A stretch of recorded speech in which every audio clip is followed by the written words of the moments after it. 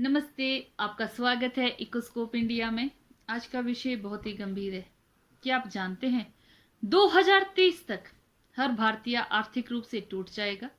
यह आंकलन हम भारत सरकार, आरबीआई की रिपोर्ट व आर्थिक सर्वे की रिपोर्ट के आधार पर आपके सामने पेश कर रहे हैं। यह वीडियो आपको आसानी से समझ आ सके इसलिए इसे 3 भागों में बांटा गया है। आरबीआई की रिपोर्ट बताती है कि पर कैपिटा डेप्ट में 23% की बढ़ोतरी हुई है। वर्ष 2023 में औसत कर्ज रुपीस 3.9 लाख रुपीस था, जो कि वर्ष 2025 में बढ़कर रुपीस 4.8 लाख रुपीस हो गया।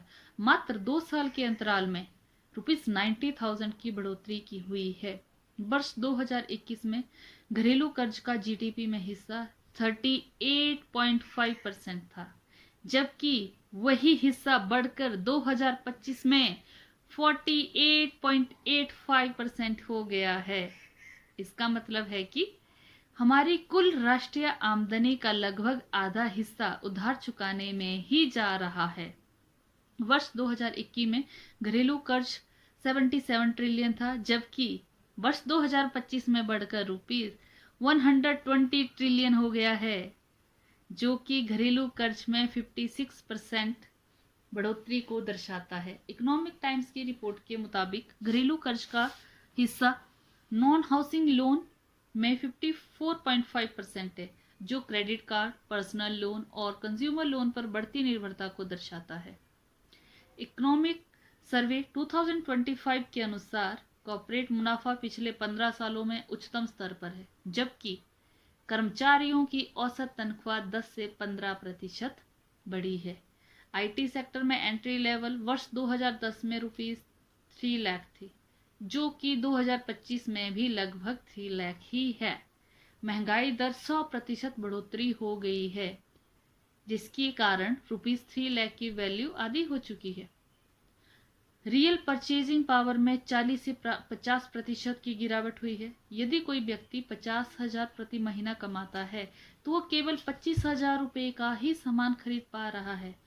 इसको आप इस तरह से समझ सकते हैं कि वर्ष 2010 में वस्तु की जो वैल्यू थी वही वैल्यू वर्ष 2025 में लगभग दोगुना हो चुकी है। मेट्रो स्टेशन में किराया हर साल औसतन 10% बढ़ रहा है। उदाहरण के लिए 20,000 मासिक किराया 5 साल के अंतराल के बाद 32,000 पर मासिक हो रहा है।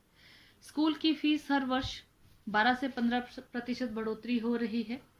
वर्ष 2000 में जो फीस रुपीस 50,000 पर ईयर थी, वही अब रुपीस 1 लाख के आसपास हो चुकी है। वहीं अस्पताल में दवाइयों के खर्चों में 8 से 10% की आर्थिक वृद्धि दर्ज की गई है, जिसके कारण आम परिवार को अपनी बजट में स्वास्थ्य के लिए दोगुना खर्च करना पड़ रहा है।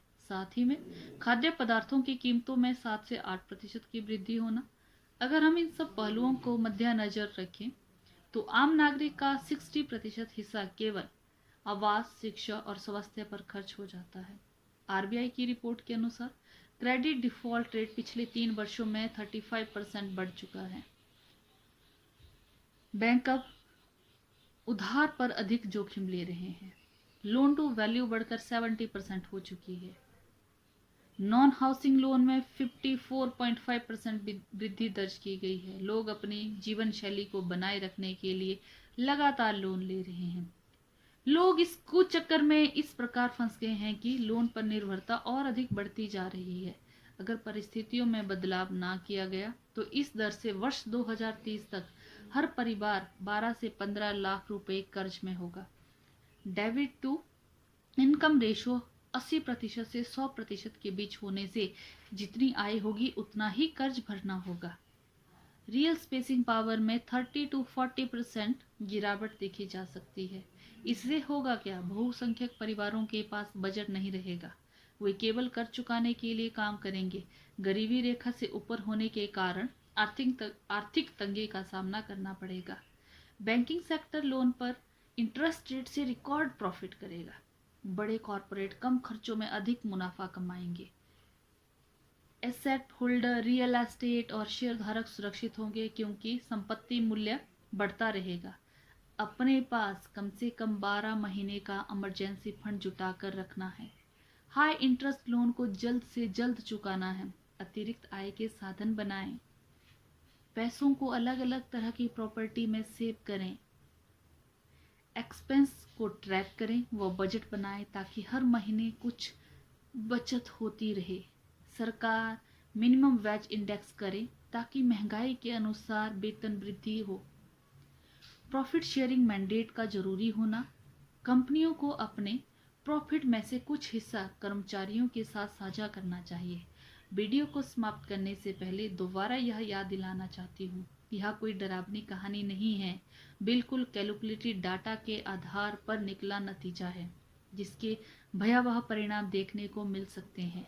अगर आपने अभी से अपनी फाइनेंशियल तैयारी नहीं की है तो 2030 में अपना आकलन कर सकते हैं। ऐसी ही इंसाइटफुल वीडियो देखने के लिए लाइक और सब्सक्राइब करें, शेयर करें। मिलते हैं अगली वीडियो में। नमस्कार, जय हिंद।